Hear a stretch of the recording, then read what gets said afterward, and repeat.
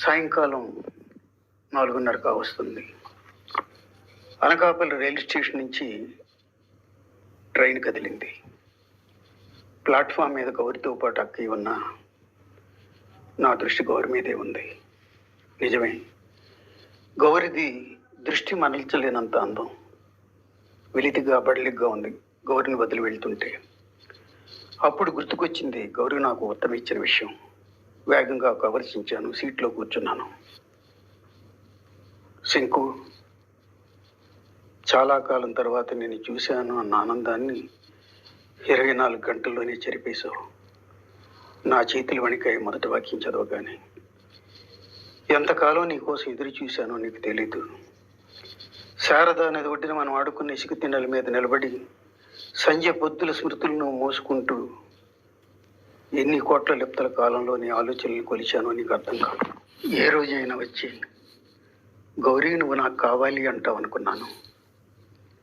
మేనమామ కట్టబెడతానన్న సవత్తల్లి నిర్ణయించి నాకు చెప్పిన తర్వాత నా వేదనను నీకు తెలియజెప్పమని గాలిని అడిగాను. ఆకాశంలో మేఘాలకు చేతులెత్తి మొక్కాను.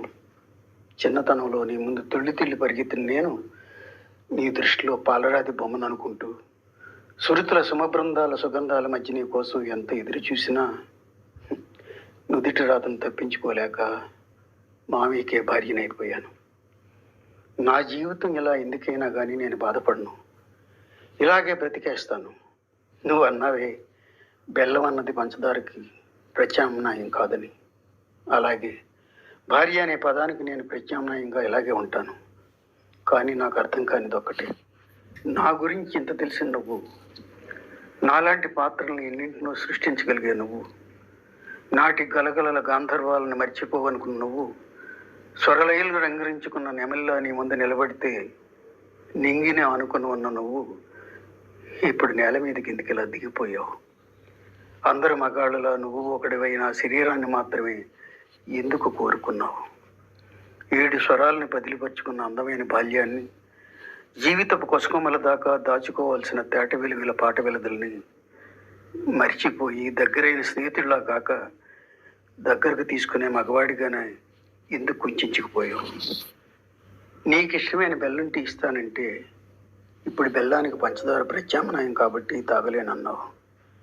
అలాగే ఈ అనకాపల్లి అమ్మాయిని నీ భార్యకు ప్రత్యామ్నాయంగా భావించావా? లేదు శంకు, ప్రపంచంలో ప్రత్యామ్నాయాలు లేనివి రెండే. ఒకటి అమ్మ, రెండోది ప్రేమ. నువ్వు అంత మంచి స్నేహితుడిగానే మిగిలిపోవాలని కోరుకుంటూ